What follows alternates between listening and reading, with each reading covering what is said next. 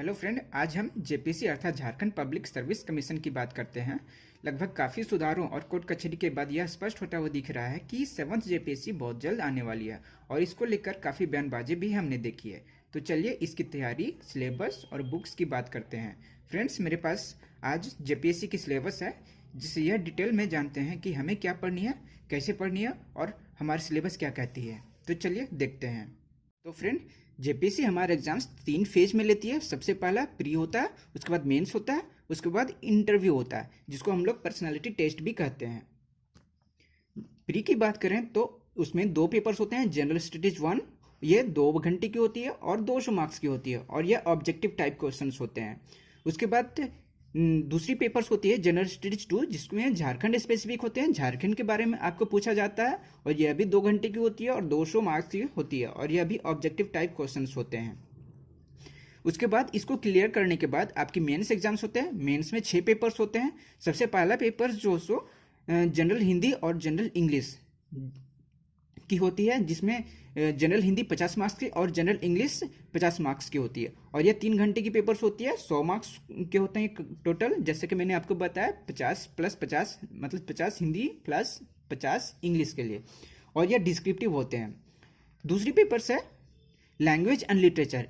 इसमें आपको जो सो 15 लैंग्वेज और लिटरेचर्स वाले पेपर्स होते हैं, जिसमें से आपको एक चूज करना होता है जिसमें आप कंफर्टेबल हो।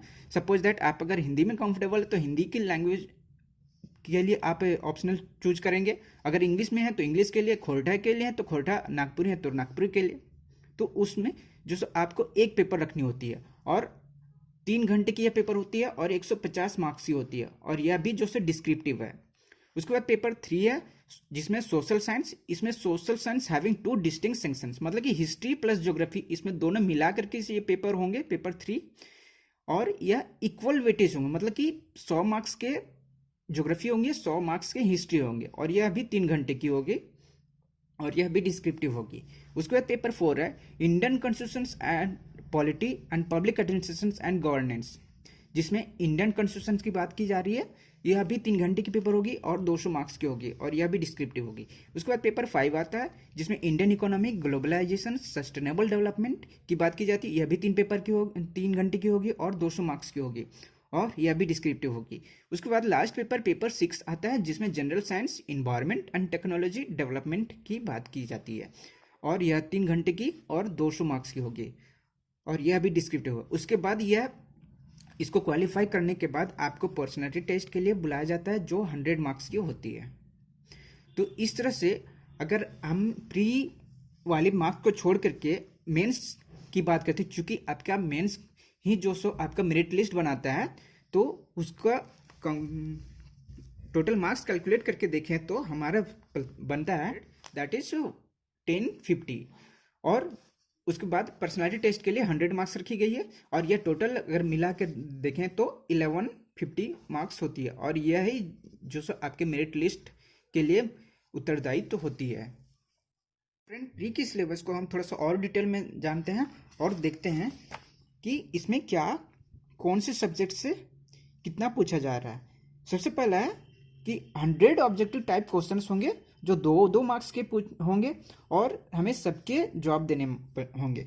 सबसे पहला है हिस्ट्री ऑफ इंडिया, जिसमें एंशिएंट इंडिया से 5 क्वेश्चंस, मेडिवल इंडिया से 5 क्वेश्चंस और मॉडर्न इंडिया से 5 क्वेश्चंस, मतलब टोटल 15 क्वेश्चंस 30 मार्क्स के पूछे जा रहे हैं। उसके बाद ज्योग्राफी ऑफ इंडिया देखें तो जनरल ज्योग्राफी और फिजिकल ज्योग्राफी से 3 क्वेश्चंस।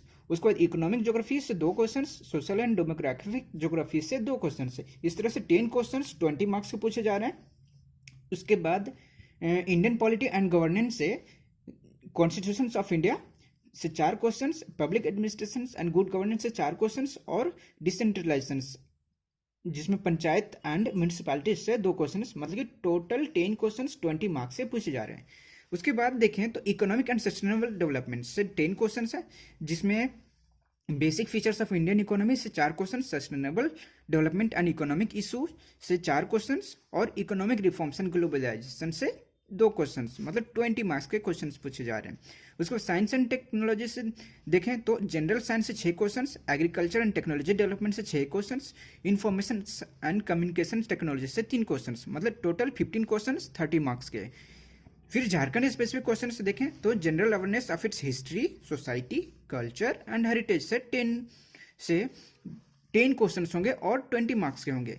फिर national and international current event से 15 क्वेश्चंस 30 मार्क्स के होंगे। फिर general questions of miscellaneous nature से, मतलब मिला जुला करके, जैसे कि ह्यूमन राइट्स हो गया, इन्वायरमेंट प्रोटेक्शन हो गया, biodiversity, climate change, urbanization, sports, disaster management, poverty, unemployment, awards, United Nation and international से 15 क्वेश्चंस, मतलब 30 मार्क्स से। तो ये जीएस पेपर 1 था, जिससे 100 क्वेश्चंस पूछे जा रहे हैं 200 मार्क्स के।